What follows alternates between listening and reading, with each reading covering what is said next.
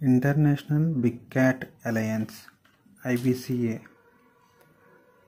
April 9, 2023న మోడీ ప్రారంభించాడు. ఫిబ్రవరి 29, 2024న కేంద్ర మంత్రివర్గం ఆమోదం తెలిపింది. అయితే IBCA హెడ్ క్వార్టర్స్ ఇండియాలోనే ఉంది. ఈ సంస్థ పెద్ద పిల్లులను రక్షించడంలో ప్రపంచ దేశాల పాత్రను మెరుగుపరిచేందుకు లక్ష్యంగా పెట్టుకుంది. ప్రస్తుతం IBCAలో 27 దేశాలు ఉన్నాయి. అయితే IBCA యొక్క లక్ష్యాల గురించి మాట్లాడుకుంటే 7 రకాల పెద్ద పిల్లులను రక్షించడం దీని మొదటి లక్ష్యం. పెద్ద పిల్లులు అంటే పులి, సింహం, చిరుత, మంచు చిరుత, జాగ్వార్, ప్యూమా మొదలైనవి. ఈ కూటమి దేశాలు పెద్ద పిల్లుల సంరక్షణకు తోడ్పడడం మరొక లక్ష్యంగా చెప్పవచ్చు.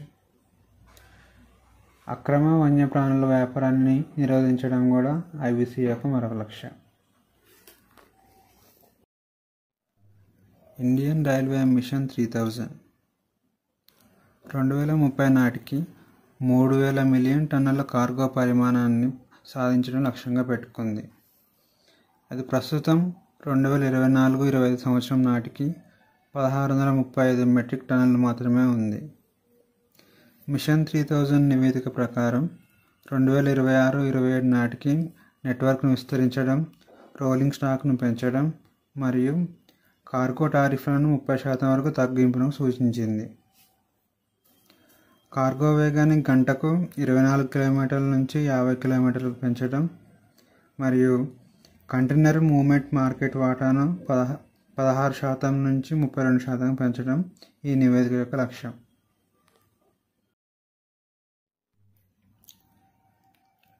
USAID, the United states agency for international development.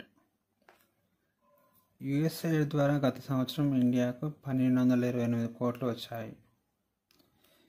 విదేశీ సహాయ నిధిని నిలిపివేయాలని ట్రంప్ ఆదేశించాడు. దీని కారణంగా ఇండియాలోని పలు రంగాలపై ప్రభావం పడనుంది.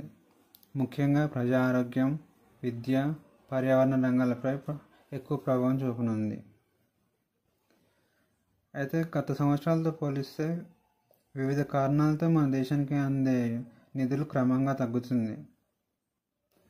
2001 సంవత్సరంలో $208 మిలియన్ సహాయ నిధిగా మనకు అందితే 2023 సంవత్సరంకి $153 మిలియన్ మాత్రమే వచ్చినాయి.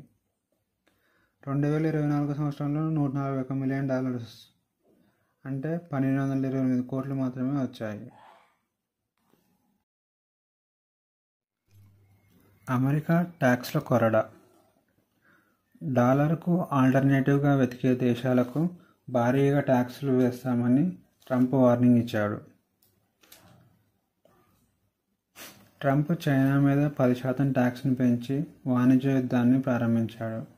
దీనికి ప్రతీకగా చైనా కూడా అమెరికా ఉత్పత్తులపై 10-15% వరకు ట్యాక్స్లను పెంచుతామని చెప్పింది. ఇది ఇలా ఉండగా 1990లో అమెరికా, కెనడా, మెక్సికోలో కుదుర్చుకున్న NAFTA agreement, North America free trade agreement, ఈ అగ్రిమెంట్ ప్రకారం 3 దేశాల మధ్య దిగుమతులపై ట్యాక్స్లను ఎత్తివేశారు. కానీ ఇప్పుడు ట్రంప్ కెనడా, మెక్సికోలపై కూడా ట్యాక్స్లు పెంచాడు. ఈ ట్యాక్స్ల పెంపు వలన ఇండియాపై పడే ప్రభావం ఏంటి? ఇండియాతో పాటు మరో 50 దేశాలపై 2.5% ట్యాక్స్లను పెంచాడు. ఆ దేశాలు కూడా దారికి రాకపోతే 10% ట్యాక్స్లు పెంచుతామని హెచ్చరించాడు. కానీ ఇది ఇప్పటివరకైతే అమలు కాలేదు. చైనాపై ట్యాక్స్లు పెంచడం వలన ఇండియన్ వస్తువుల ఎగుమతికి భారీ డిమాండ్ ఏర్పడుతుంది. ఈ అవకాశాన్ని సద్వినియోగం చేసుకోవాలని కేంద్ర బడ్జెట్లో అమెరికా వస్తువులపై భారీగా ట్యాక్స్లను తగ్గించింది. గూగుల్ కొత్త AI ఫీచర్ను తీసుకొచ్చింది. దీని పేరు AI ఆస్క్ ఫర్ మీ. ఇది మీకు గూగుల్ సెర్చ్ బాక్స్లోనే కనిపిస్తుంది. ఇది యూజర్స్ తరపున చుట్టుపక్కల దుకాణాలు, కంపెనీలకు ఫోన్ చేసి వస్తువుల ధర ఎంత, ఎన్ని ఉన్నాయి తదితర సమాచారాన్ని అందిస్తుంది.